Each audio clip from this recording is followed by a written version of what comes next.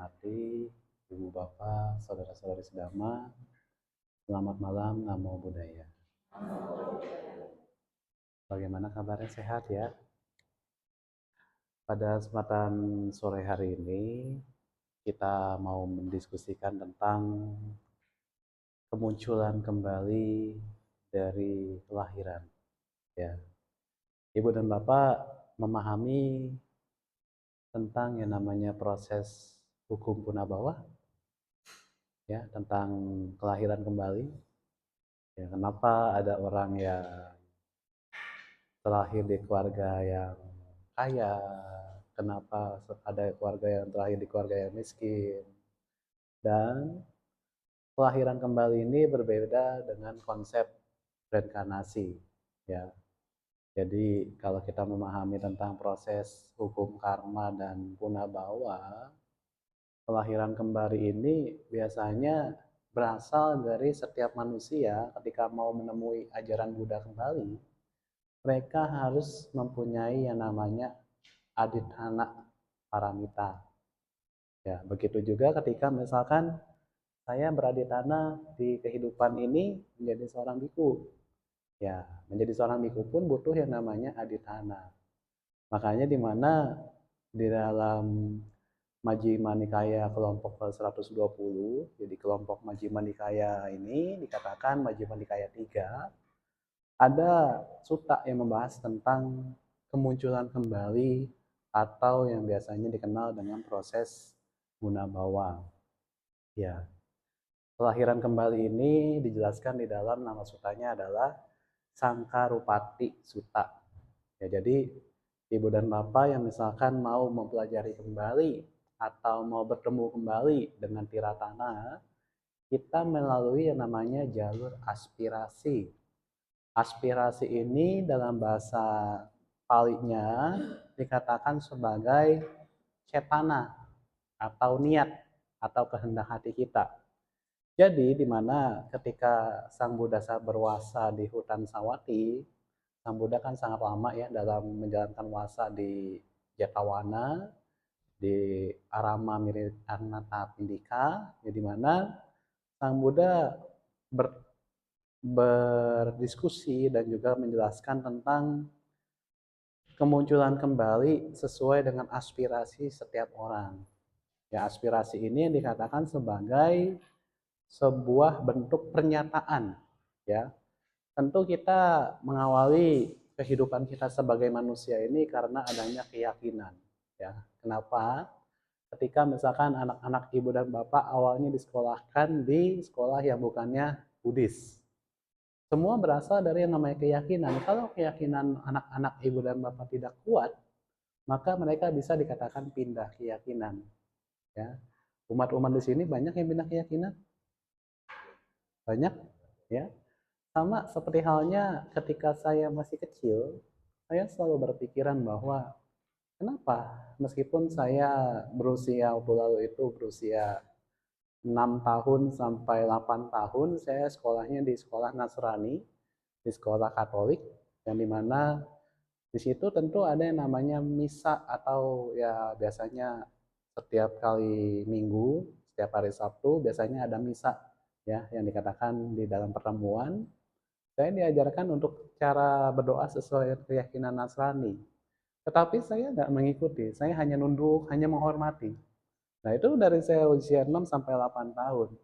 Jadi kebanyakan umat Buddhis di daerah-daerah, khususnya nggak hanya di Palembang ya, khususnya saya selama ini melakukan kunjungan-kunjungan ke daerah Jawa Barat, ya khususnya di mana rata-rata Buddhis di Jawa Barat ini juga banyak, dan juga kekurangan tenaga seperti para biku atau kunjungan pembinaan biku.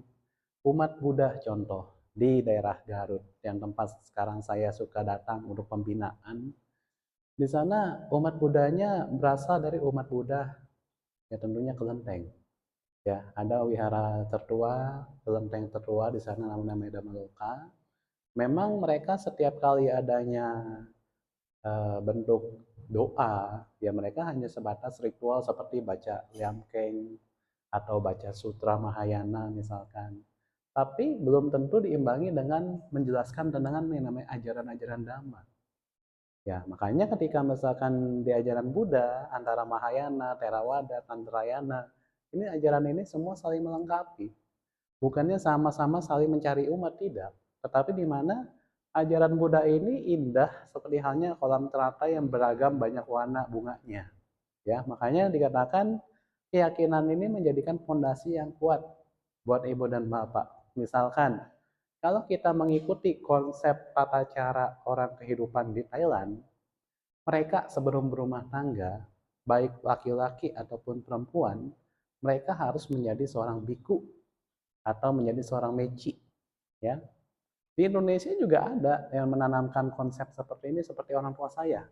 Ya, orang tua saya pernah mengatakan kamu minimal menjadi keluarga jika nanti mau berkeluarga, minimal kamu sudah menjalani kehidupan sebagai biku. Ya akhirnya saya keterusan.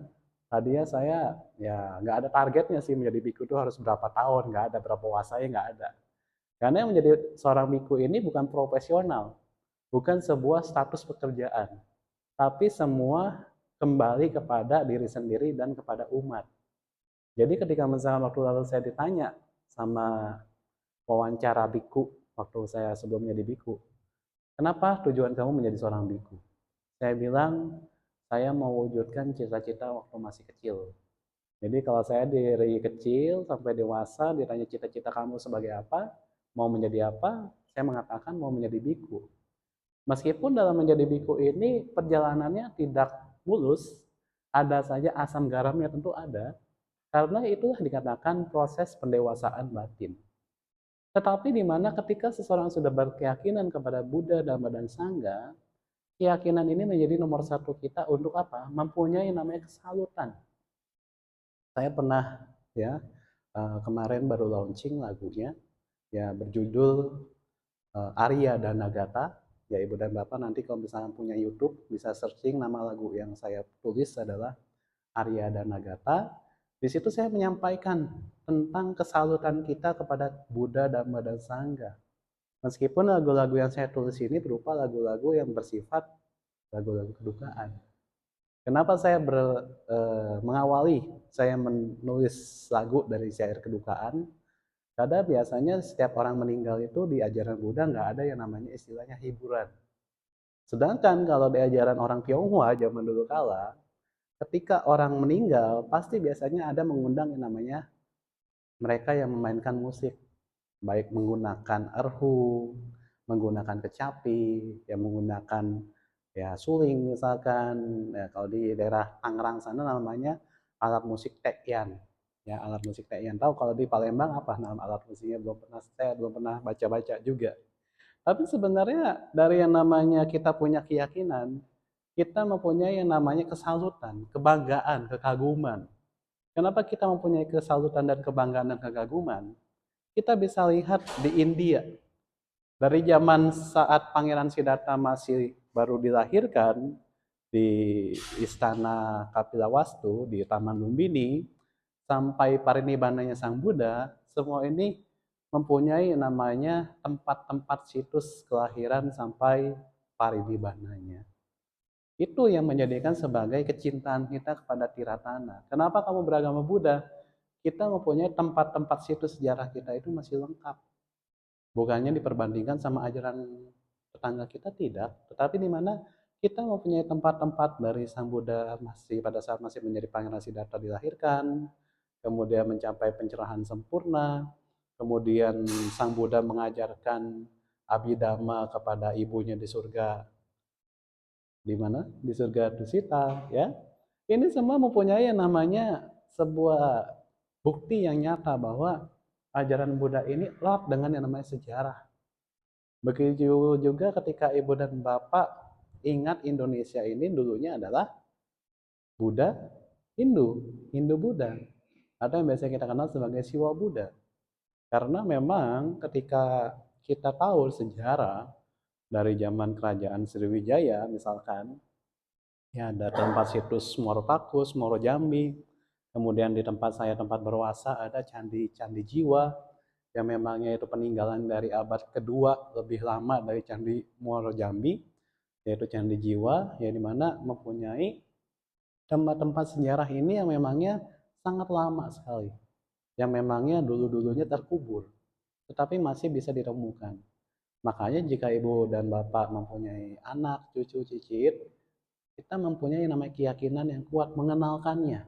Ya, bahkan kalau keluarga saya menggunakan konsep pendidikan Buddhis saat masih sejak kecil, ya misalkan pada saat pasangan yang baru menikah, ya misalkan baru menikah, kemudian ada yang mempunyai anak, anak-anaknya masih kecil jangan malu untuk datang ke wihara.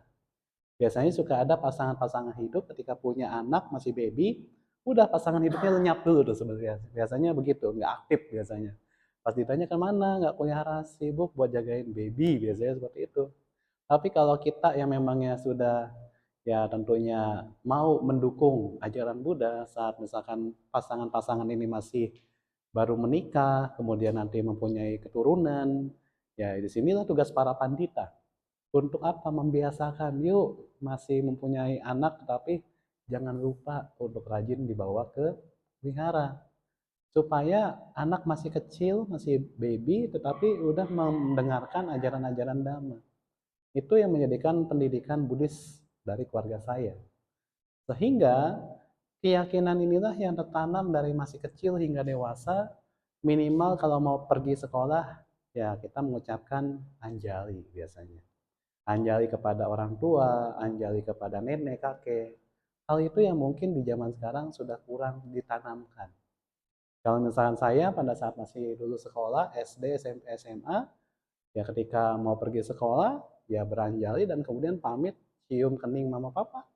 Ya itu yang memang ditanamkan dari sejak masih kecil. Sehingga itu menjadikan sebagai habit kebiasaan yang baik. Bahwa, oh beginilah tata cara kebiasaan-kebiasaan anak-anak yang berkarakter Buddhis.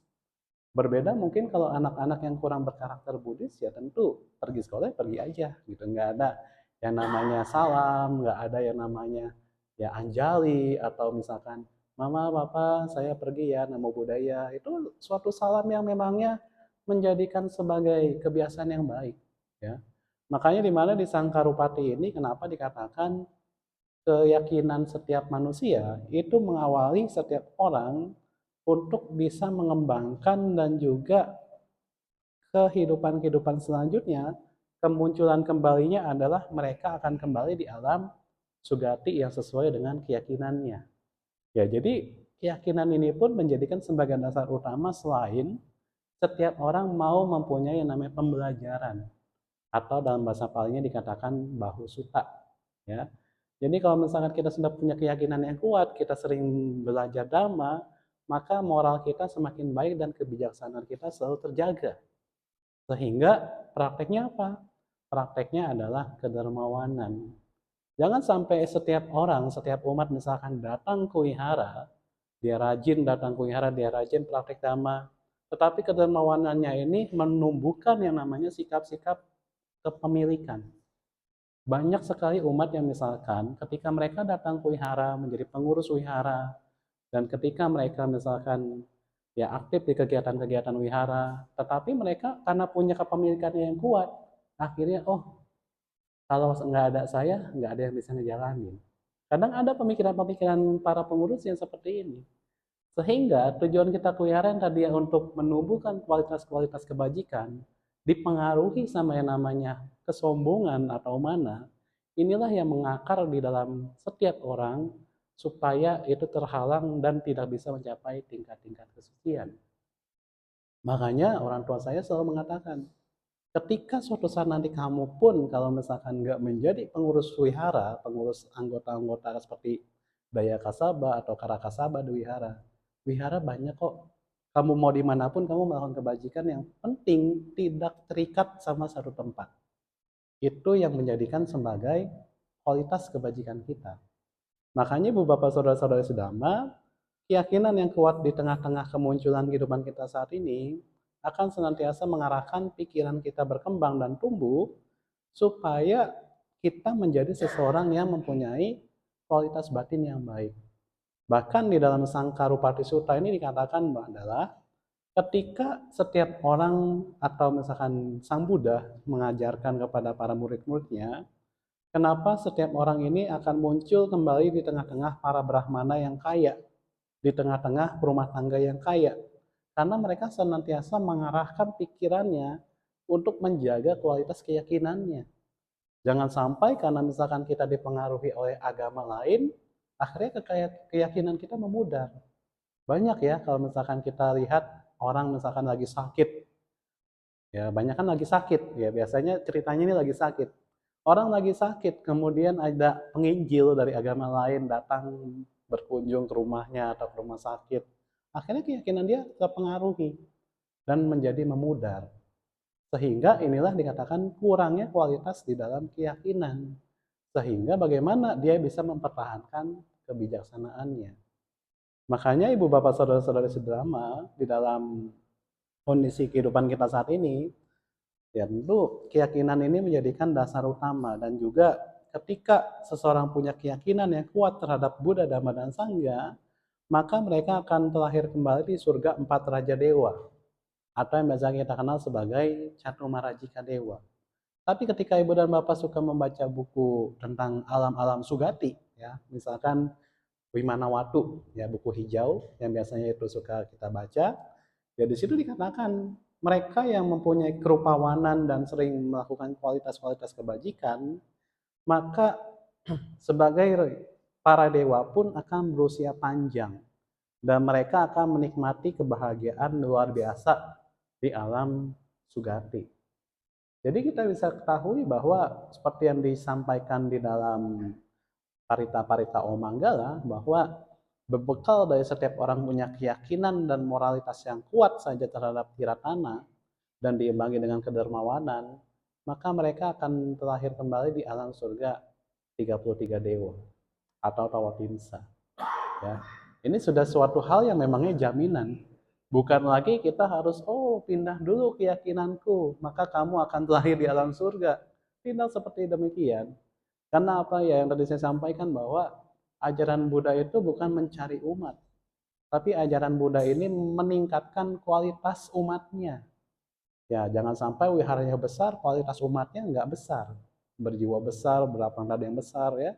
Sehingga inilah yang perlu kita ingatkan kembali bahwa sebagai rumah tangga yang baik, baik di alam para dewa, surga empat raja dewa, ya dikatakan sebagai alam Catumarajika, kemudian di surga Tawatimsa Dewa, atau di surga Yama, dan surga tingkat Usita, atau surga yang memangnya para dewa ini menggembirakan dalam hal kecintaan, yaitu surga tingkat kelima. Ya, ini dikatakan sebagai Nimanarati Wasawati dan Paranimita Wasawati, bahwa ketika seseorang sudah lahir dalam surga, memang yang menjadi kekuatan utamanya adalah kondisi kesadarannya. Makanya kenapa orang zaman dulu ketika misalnya meninggal dunia, mereka kirimnya rumah-rumahan, mobil-mobilan, kemudian zaman sekarang ditambah ada perlengkapan iPad, tablet gitu kan ya, ada lagi ada YouTube-nya misalkan. Ya karena kalau orang yang lahir dalam surga dikirimkan seperti itu, semua berasal dari kesadaran. Oh, keluarga saya mengirimkan ini. Jadi ciptalah kesadaran dalam hal ya kendaraan mobil, motor, ada lagi yang menggunakan pesawat ya. Ini yang menjadikan sebagai kesamaan ajaran Tionghoa sama ajaran Buddhis bahwa semua tercipta karena proses kesadaran.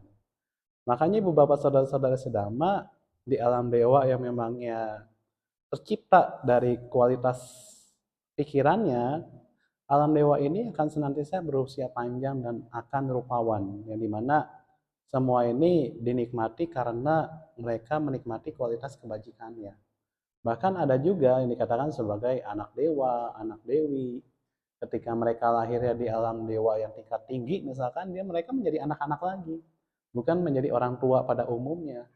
Karena memang ini berasalkan dari yang namanya kualitas keyakinan dan kebajikan mereka.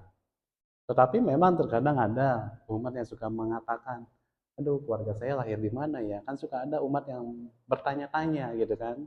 Ya sebenarnya kita nggak perlu tanyakan, karena berasal dari apa? Keyakinan kita yang kuat, misalkan kita tahu, oh mereka lahir di dalam surga. Ya, pikiran adalah pelopor, pikiran adalah pembentuk. Ya, sehingga dalam hal setiap orang mengembangkan kualitas keyakinannya, maka yang akan didapat adalah usia panjang, kerupawanan, dan menikmati kebahagiaan yang luar biasa di alam sugati. Ya, berbeda kalau kalau umat kita misalkan mempunyai yang namanya kebiasaan misalkan suka bermeditasi. Ya, kalau kita suka bermeditasi, memang dikatakan orang yang sering bermeditasi, mereka akan lahirnya bukan di alam sugati, tapi di alam Brahmaloka. Kenapa? Karena di alam Brahmaloka ini dikatakan ada alam yang 1000 alam Brahma, ada yang 2000 alam Brahma, atau dikatakan meliputi makhluk-makhluk yang muncul kembali di sana, dan diibaratkan seperti halnya setiap orang mempunyai penglihatan yang baik dan meletakkan sebutir biji kecil di tangannya dan memeriksanya bahwa di alam Brahmaloka ini berdiam di dalam satu sistem dunia, di dalam 1000 alam kehidupan, mereka dengan adanya meliputi adanya tekad untuk bisa muncul kembali di sana. Jadi misalkan orang yang gemar bermeditasi, kemudian memahami tentang konsep yang namanya nyana, dan mereka memang sudah keluar masuknya jana dalam hal bermeditasi, maka dikatakan mereka akan senantiasa muncul kembali di alam Brahmaloka. Ya, jadi di mana dengan hancurnya jasmani ini, mereka akan terlahir di alam Brahma 1000 alam Brahma, dan memang mengarahkan kemunculan kembalinya di alam Brahmaloka. Makanya perbedaannya orang yang mempunyai kualitas keyakinan dengan sila yang baik, diimbangi dengan bermeditasi, maka mereka akan lahirnya di alam Brahmana, di alam Brahmaloka. Karena mereka mempunyai yang namanya praktek dalam hal praktek kesadarannya. Sehingga pada saat proses menjelang meninggal dunia, mereka tidak akan merasa takut, tidak akan merasa khawatir. Kalau misalkan setiap orang masih takut atau khawatir mau meninggal, tandanya mereka masih mempunyai yang namanya, ya tentu kita tahu sebagai pengotor batin, kilesa. Sehingga inilah yang menjadikan sebagai setiap orang harus memeriksanya bahwa jangan sampai ketika mereka masih menjadi manusia, saat mau hancurnya jasmani dan kematian tiba, tetapi mereka nggak bisa mengarahkan kesadarannya. Makanya biasanya kalau kita ketahui, yang mempunyai penentu untuk setiap orang ini bisa lahir kembali di alam surga, itu pada saat mereka punya pikiran terakhir, atau yang biasa kita kenal sebagai cuti cita. Kalau misalkan mereka melihat nimitta-nimittanya yang baik, ya maka mereka akan terlahirnya di alam sugati. Tapi kalau misalkan mereka mengingatnya nimitta-nimitta yang tidak baik, maka mereka akan lahirnya di alam dugati. Ya, makanya Ibu Bapak, saudara-saudari sedama, kenapa pada kesempatan malam hari ini saya mau membicarakan tentang keyakinan kita. Karena kebanyakan umat Buddha ini di dalam hal menjaga keyakinannya, terkadang mereka masih belum tahu kesalutan kita ini apa sih terhadap Buddha Sasana, kekaguman kita ini apa sih terhadap Tiratana. Ya, kalau kita ingat ya bahwa ajaran Buddha dulu mempunyai perpustakaan yang sangat besar saja, Nalanda misalkan, itu saja 6 bulan lamanya buku-bukunya masih belum habis terbakar. Sebegitu banyaknya kitab suci kita. Sehingga inilah yang menjadikan sebagai kekaguman kita bahwa oh, ajaran Buddha ini mempunyai kitab suci yang sangat lengkap. Sehingga kita bisa memahami dan mempelajari kitab suci kita. Dan kita tentu tidak malas untuk senantiasa mempunyai pengetahuan-pengetahuan dhamma di dalam Bahusutta. Ya, makanya di mana ketika seseorang mempunyai keyakinan, kebijaksanaan, dan juga mereka sering mendengarkan khotbah-khotbah dhamma, maka ada alam Brahmana yang dikatakan alam Brahmana 2000, 3000, 4000, bahkan 5000 umur usia kehidupan yang sangat panjang. Mereka yang berdiam di alam Brahma 5000 ini akan mempunyai bertekad dengan cara satu sistem tata dunia yang memangnya meliputi kemunculan kembali di sana. Jadi di mana diibaratkan seperti seorang manusia yang sedang melihat butiran biji berlian yang sangat begitu bening, yang begitu amat mengkilau, begitulah setiap orang bisa menemukan ajaran Buddha. Ya makanya dikatakan ajaran Buddha ini bagaikan permata, yang memangnya setiap orang harus menjaga permatanya, memoles permatanya supaya tidak berdebu, supaya tidak memudar, sehingga ketika seseorang mempunyai keyakinan yang sangat kuat terhadap nirvana, usia kehidupan di alam dewa itu mengikuti usia kebajikan di alam manusia. Ya, jadi perkiraan alam dewa sama alam manusia kan sangat panjang. Makanya kenapa setiap keyakinan yang lain mengatakannya itu adalah alam yang kekal abadi.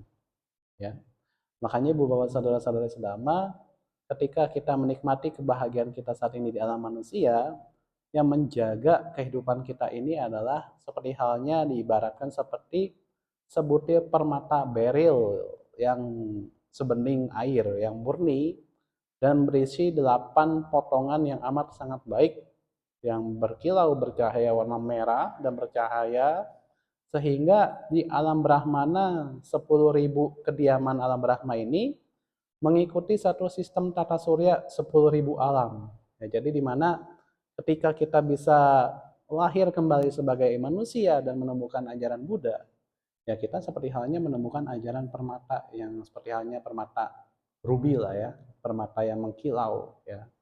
Makanya di mana setiap manusia baik para biku ataupun para umat yang ketika mereka mempunyai kualitas keyakinan yang sangat kuat terhadap Buddha, Dhamma, dan Sangha, maka mereka akan senantiasa dengan beragam kreativitas mengolah ajaran-ajarannya ini menggunakan perkembangan era digital saat ini.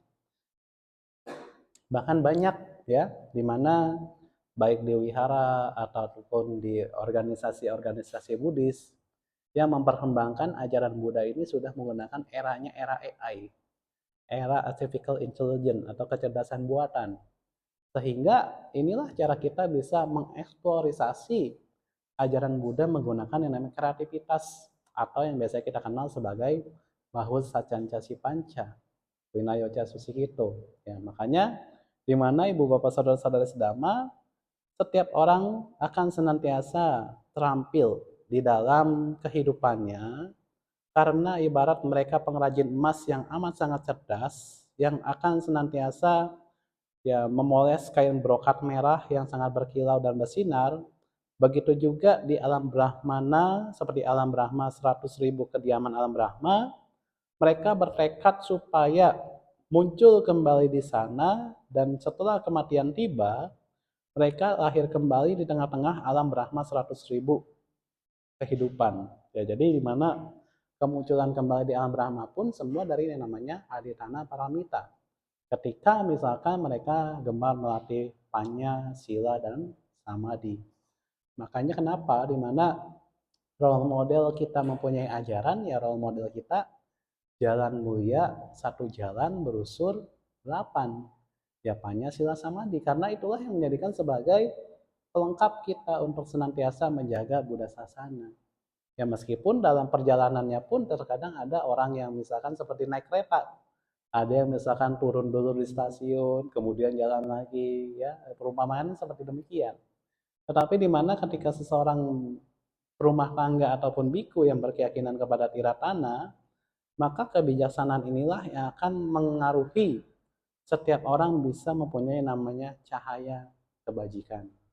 Ya, makanya di mana cahaya kebajikan inilah yang akan setiap orang ini bisa terlahir di alam-alam sugati ataupun di alam Brahmana Loka. Ya, kalau di alam Brahmana Loka tentu lebih banyak lagi dibandingkan di alam sugati bumi. Ya, kalau di alam sugati kan hanya 6. Tapi kalau di alam Brahmana ya 20 tingkat alam Brahma, ya.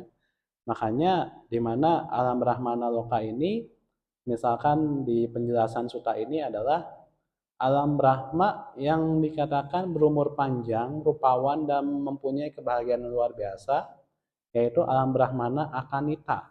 Ya, di mana ketika seseorang akan terlahir kembali di tengah-tengah para dewa Akanita, mereka akan mengarahkan, menumbuhkan pikiran dan kesadarannya supaya setiap waktu mereka lahir di alam, tentunya alam-alam yang menyenangkan karena kondisi kesadarannya.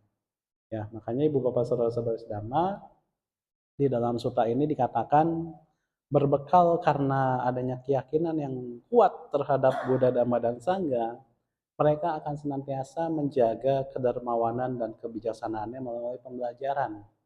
Karena moral mereka sudah baik, ditambah mereka sering mendengarkan Dhamma, atau yang dikatakan punya namanya pengetahuan dalam Dhamma atau Bahu Sutta, sehingga ketika mereka menembus dirinya sendiri melalui pengetahuan langsung, atau biasanya memahami kondisi nyana, yang mempunyai nyana-nyana yang sesuai pada saat kondisi meditasi vipassana, maka mereka akan mempunyai kebebasan pikiran di dalam kesadarannya, atau yang biasanya dikatakan sebagai wimutti. Ya, jadi di mana orang-orang yang bisa mempunyai keterbebasan kondisi kesadarannya tanpa noda, ketika hancurnya noda ini, mereka-mereka yang akan dikatakan tidak muncul kembali lagi dimanapun juga, atau yang biasa kita kenal sebagai tingkat kesucian arahata. Ya, makanya Ibu Bapak, Saudara-saudari sedama, apa yang menjadikan sebagai pembahasan saya pada malam hari ini, mungkin kita berpikiran untuk mencapai tingkat kesucian itu sangat susah. Tapi menggunakan yang namanya aditana, menggunakan yang namanya cetana, kehendak hati kita, maka itu semua tidak akan ada kesusahan. Yang ada adalah kita yakin kita bisa mencapai yang namanya pantai seberang. Ya, makanya di mana kenapa ketika seseorang mau mencapai tingkat kesucian, yang paling mengganggu adalah keraguan-raguan, wicikica terhadap dhamma, wicikica terhadap apa yang dilakukan dalam rutinitas sehari-hari. Itu yang perlu kita harus lenyapkan dan kikis setiap hari, ya. Makanya ini yang mau saya sampaikan kepada Ibu dan Bapak, yang mudah-mudahan bisa memotivasi, jadilah umat Buddha yang mempunyai harta yang mulia sesuai dengan yang dijelaskan di dalam Arya Danagata, sehingga setiap umat ini mempunyai jalan untuk mencapai pandai seberang. Ya, bukannya jalan untuk berpindah keyakinan. Ya, ini yang mau saya sampaikan kepada Ibu dan Bapak Saudara-saudara sedama. Anumodana dan terima kasih, dan selanjutnya saya persilakan kita mengadakan diskusi-diskusi. Anumodana.